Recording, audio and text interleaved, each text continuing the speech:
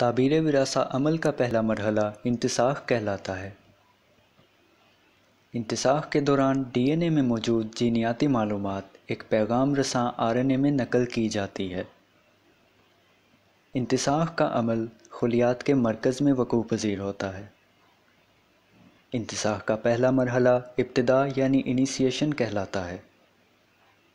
تنسیخ کی سمت مخالف میں اس عمل کا آغاز کروانے کے لیے ایک پروموٹر مقام موجود ہوتا ہے۔ آر این اے پولیمریز نامی انزائم ایک سگما عنصر کے ساتھ مل کر پروموٹر مقام پہ جڑتی ہے اور انتساخ کا آغاز ہوتا ہے۔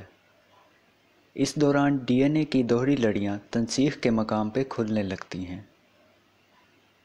Are N A polymerase enzyme 5 جزویات یعنی الفا 1، 2، بیٹا، بیٹا پرائم اور اومیگا نامی اکائیوں کا مرکب ہے،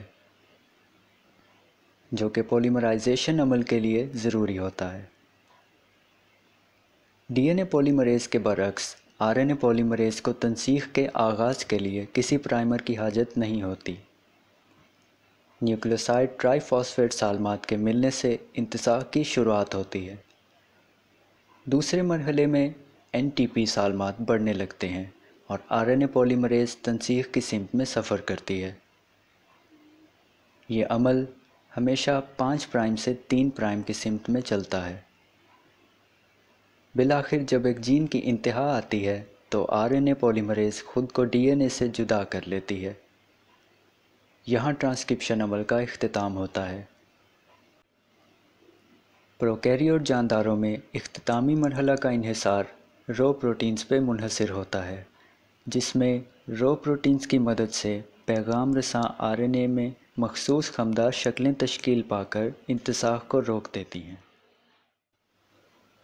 نئے تنسیخ شدہ پیغام رساں آر این اے کے 5 پرائم سرے پہ میتھائل گوانوسین کا خول، جبکہ 3 پرائم سرے پہ ایک کثیر ایڈینوسین ٹیل لگائی جاتی ہے۔ یہ عمل پروسیسنگ کہلاتا ہے۔